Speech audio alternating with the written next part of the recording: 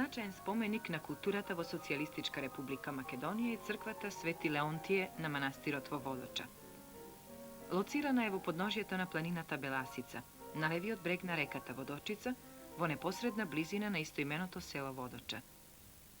Се предпоставува дека ова место е сврзано со ослепувањето на 15.000 Самуилови војници од византискиот император Василий II во 1014 година. Уште од првите испитувања, манастирот е сметан за седиште на Струмичката епископија. За подигнувањето на овој манастир не постојат историски податоци, а хронолошкиот редослед на градењето на отделни комплекси може да се следи и се донесуваат заклучоци врз основа на археолошките ископувања, архитектурата и живописот. Црквата представува комплекс од објекти градена во повеќе фази. За најстар дел се смета источната полукружна апсида, во која подоцна, во внатрешната страна, е изградена апсидата на источната црква. Базиликата била урната кога на нејзината западна страна била подигната црква во форма на крст со 3 апсиди. Судејќи по остатоците на фреско живописот и нејзината конструкција, оваа црква била подигната во 11 век. Подоцна, кон крајот на 11 или во почетокот на 12 век, доаѓа до проширување на црквата. Тогаш е изградена големата источна црква, чија апсида е претопена во поранешната базилика, а зидовите навлегле врз нејзините остатоци. Нашите проучувања не се тема на архитектонските обликувања, ниту пак историјат сврзан за оваа црква. Ние овде ќе се задржиме на проблемот на пропаѓањето на фреско живописот и изнаоѓањето соодветни нови методи за спасување на живописот. Кога почнал да пропаѓа живописот не знаеме, но познато е дека тој заедно со архитектурата почнал да пропаѓа одамна. Според архимандритот Герасим, кој подоцна станал и струмички владика, манастирот во 1896 година бил во урнатини, но уште можел да се поправи со малку средства, зашто сите зидови му биле зачувани. Милетич во 1914 година го посетил манастирот во Водоча и пишува дека бил изненаден од малите остатоци на зидниот живопис, што му оставил убав печаток. Од тогаш многу научни работници го посетиле овој манастир и се до 1954 година врз овој објект не е преземана акција за спасување на значајниот живопис. Републичкиот завод за заштита на спомениците на културата во 1954 година презеде акција за спасување на овој споменик на културата. Тогаш се направени привремени заштитни работи на урнатините со подигнување покривна конструкција на дрвени столбови. Конзерваторските интервенции на живописот во оваа црква почнаа во 1958 година. Врз основа на комисискиот записник од наши познати стручњаци од 1958 година, за единствен начин за заштита на живописот, усвоено е стимнувањето на живописот и пренесување на фреските на чување во музеј. Истата година под водство на историчарот на уметноста Димитар Ќорнаков почна откривањето и симнувањето на фреско живописот. Откриени и спасени се значајни дела од зидовите на овој споменик. Во овој период сликарот конзерватор Блажич, Тајковски и други стручни лица и надворешни соработници на заводот ги симнале фрагментите што биле во подобра состојба, а некои од нив повеќе зачувани биле оставени ин ситу како сведоци дека црквата била живописна. При симнувањето на дел од фрагментарно зачуваниот живопис се појавило големо количество капиларна влага, што негативно влијаела врз процесот на симнување. Симнувањето на фреско живописот под голема влажност во ова време било нерешливо. Затоа фрагментите со голема влажност биле оставени, а меѓу нив и фрагментарно зачуваната фреска Свети Пантелеимон. По неколку години од временските влијанија, осцилацијата на температурата и големата капиларна влага во зидовите, некои фрагменти на фреско живопис се уништени. Нова акција за спасување на преостанатиот живопис и нови истражувачки работи почнаа во 1974 година. Првите обиди за спасување на живописот со симнување на класичен начин не дадоа позитивни резултати. Затоа се пристапи кон подготвување нова метода за симнување на живопис на површина со голема капиларна влага. Врз основа на новите технолошки сознанија, магистерот Јован Петров подготвил метода која во пробните симнувања покажа позитивни резултати. Подготвувањето на новата метода и рецептура се базираше врз технолошките испитувања и анализи на малтерот, бојата, врзувачката моќ на бојата со подлогата, мерењата на влагата во зидот и надворешните временски влијанија. Потребно беше да се пронајде материјал што може да навлезе се во зидот и да ја зацврсти бојата. Материјал кој врз влажноста нема да влијае, а ке може да ја повлече малтерната површина без да се предизвикаат оштетувања на живописот. Фреската се состои од следниве делови. Прв слој на малтер што ги пополнува фугите.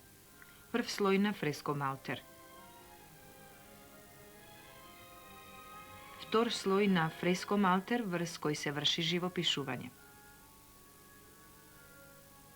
Врз овој малтер е насликан живописот. По извршеното нанесување на платното, го симнуваме фреско живописот заедно со трите малтери.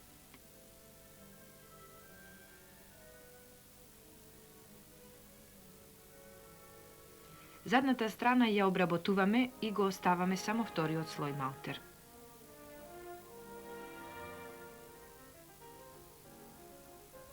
Првите проби ги правиме на мали фрагменти што не носат живопис.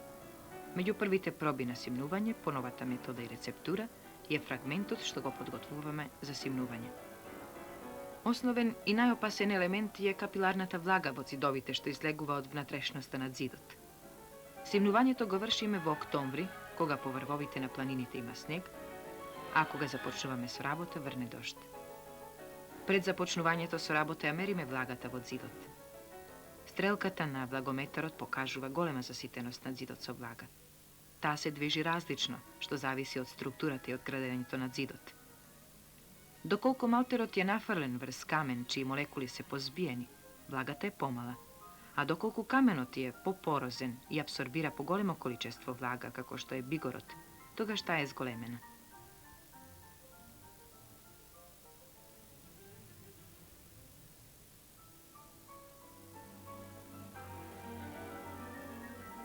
Фиксирањето на зидот го вршиме со базичен акрилат, што не действува разорно на бојата и на малтерот, а има за цел да навлезе што подлабоко во порите на малтерот и во бојата и го фиксира. Со тоа се намалува и навлегувањето на капиларната вода што излегува од зидот кон површината на живописот. Намалувањето на влажност е основен фактор и таа се контролира по секоја операција. Приготвувањето на лепилото се разликува од класичниот начин на работа, кога лепилото се нанесуваше жешко врз живописот. Ова лепило што го приготвуваме е топло. Со него може да се работи полека, внимателно, зашто времето за корекција е големо. По извршеното фиксирање нанесуваме лепило врз живописот, а потоа со газа го покриваме. Повторно нанесуваме лепило и вршиме туширање со четка врз платното, за да се прицврсти што подобро за зидната површина. Степенот на сушењето на платното го контролираме со влагометарот што ни го покажува степенот на влажност што би требало да се намалува.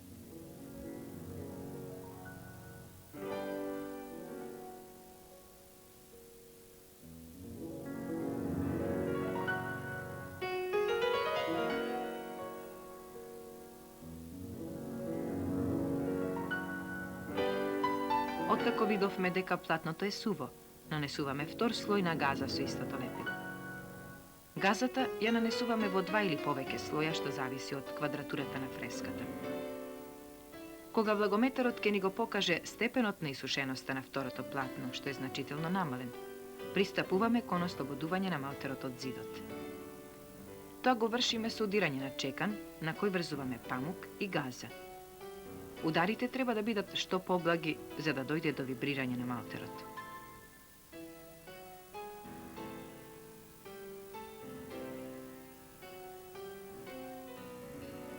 Што му тврдиме? Дека целата површина е ослободена. Од зидот го вадиме живописот заедно со малтерот и го поставуваме на табла.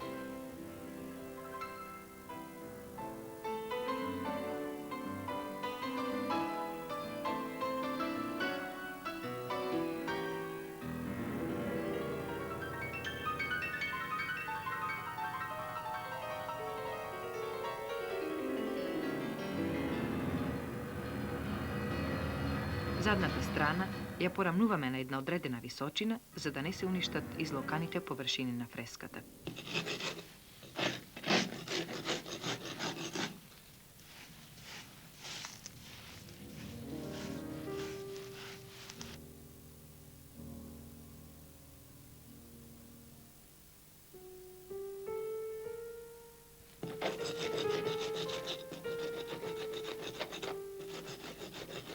Потоа вршиме фиксирање и китирање на вглабнатините и пукнатините со казински кит и ПВА, што го прецврстува платното за малтерот. Налепуваме уште едно платно, а откако ќе се исуши и тоа, го превртуваме фрагментот од предната страна. Ослободувањето на платното од фреско-живописот го ослободуваме со дестилирана вода.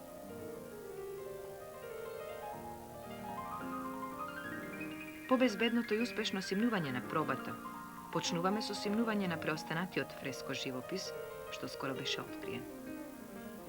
Композицијата што ја приготвуваме за симнување, неодамна ја откри доктор Петар Милковиќ Пепек и ги представува Јоаким и Ана кога принесуваат жртви.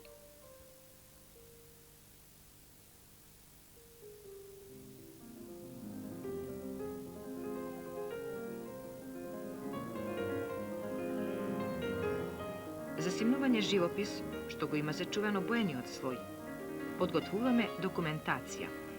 Таа се состои од фотодокументација и цртеж на милиметарска хартија во размер 1:2,5, каде што се нанесуваат оштетувањата на бојата, малтерот, пулверсираните и страпирани места со разнобоен туш.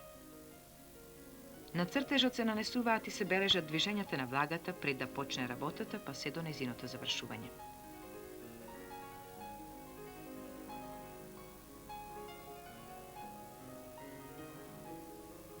Откако извршено исцртување на живописот, вршиме фиксирање на боените слоеви. Со допир на памук врз живописот, утврдивме дека бојата не е стабилна.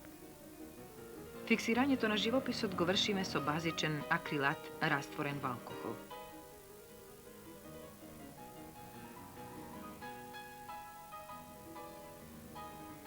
Неговата неутралност ја контролираме со индикатор.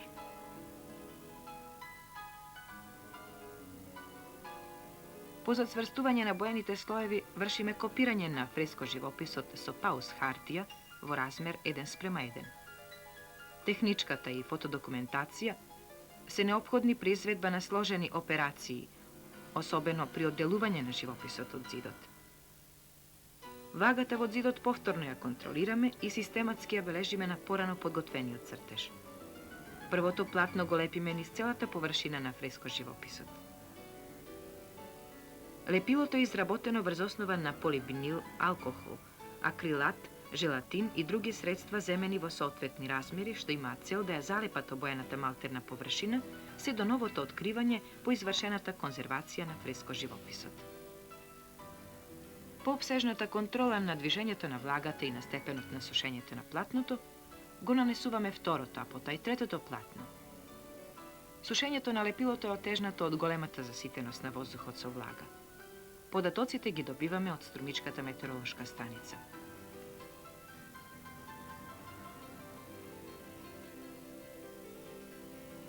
Откако влажноста на површината ќе ја доведеме од 10 до 15 степени, почнуваме со ослободување на фреско-малтерот од зидот. Со чекан темпон, благо удираме врз површината на платното, а по создадените вибрации, малтерот заедно со фреско-живописот почнува да се одделува од зидот.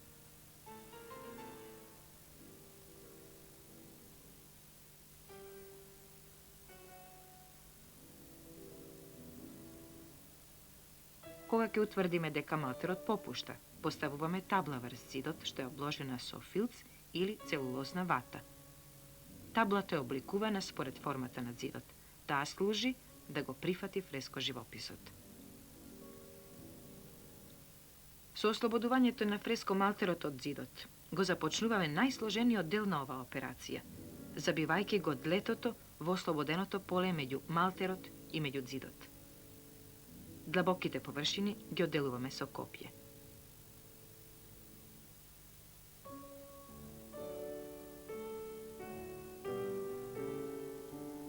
На овој начин симнуваме 17 фрагменти на фреско живопис. Посебен проблем представуваат местата каде што бојата е насликана врз површината на каменот, особено кога тие се наоѓаат во средината на фрагментот.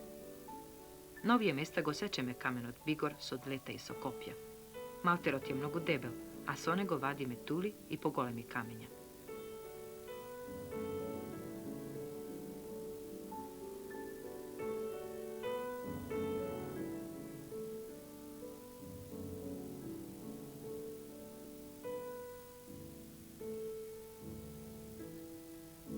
Препарирањето на живописот од задната страна е многу сложен проблем.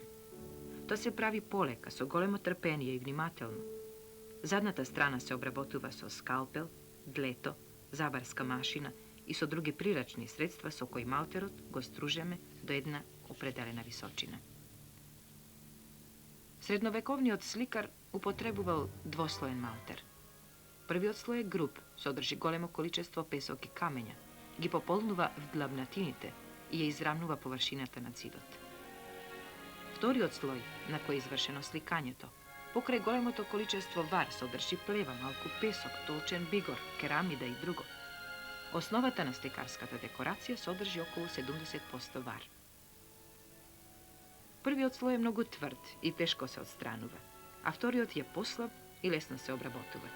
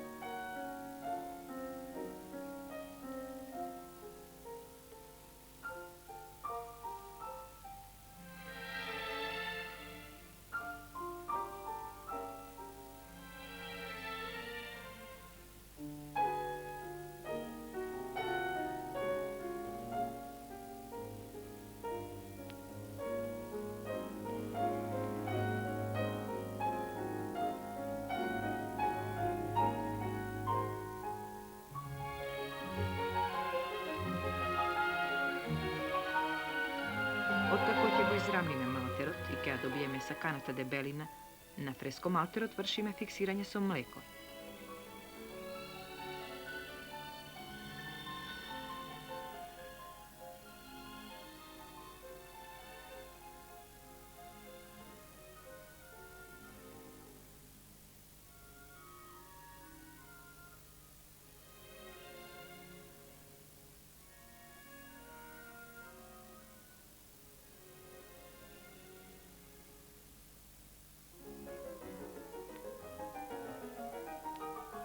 Малите вдлабнатинки, создадени при препарирањето на малтерот, ги китираме, а за да добие малтерот поголема кохезиона моќ, го фиксираме со 3% паралоид.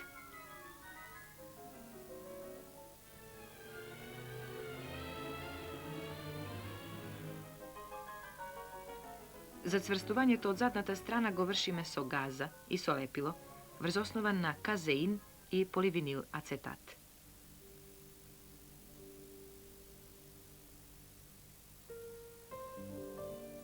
Фреско живописот го превртуваме од предната страна за обработка. Ослободувањето на платното од оригиналниот живопис го вршиме со дестилирана вода.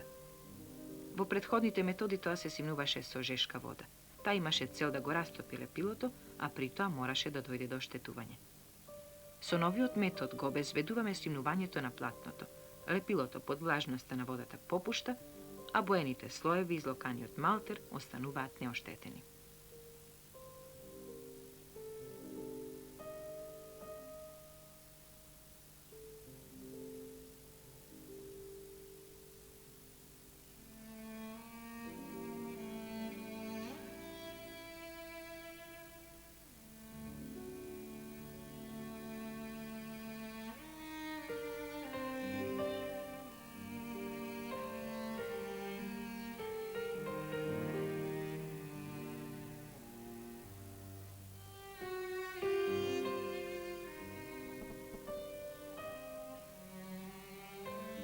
Експонирањето на препарираниот живопис ќе се изврши на железни носачи, изработени според формата и видот на фреско живописот. Во носачот е вткаена челична мрежа. Површината на носачот ја исполнуваме со малтер, чие соединително средство е казеин и поливинил ацетат, а како полнило употребуваме точен бигор и вар. Вака обработените носачи се многу лесни и погодни за транспорти и презентација. Во нив ќе се постави препарираниот оригинален фреско живопис и ќе представува единствена целина. Ова е нов начин на симнување на фреско живопис, кој го употребуваме за прв пат на фреско живописот од Водочката црква. На оваа фреска престои да се изврши уште ретуширање, односно китирање, и тоа китирање ќе се извршат на овие места. На овие места што ги гледаме овдека, значи тоа се поголеми отпаднати површини, кои што беа отпаднати уште преди самото вадење на фреската. Тие отпаднати површини се резултат на постојаното влажење и температурните промени на живописот кои настанале во времето на неговото постоење на самата црква. После китирањето на споменатите места, тие ќе се ретушираат, и тоа ретуширање ќе биде со локални тонови, што ќе овозможат распознавање измеѓу оригиналниот живопис и китираното место. Така да научниот свет кој се бави со оваа проблематика и кој понатаму ќе го истражува овој живопис,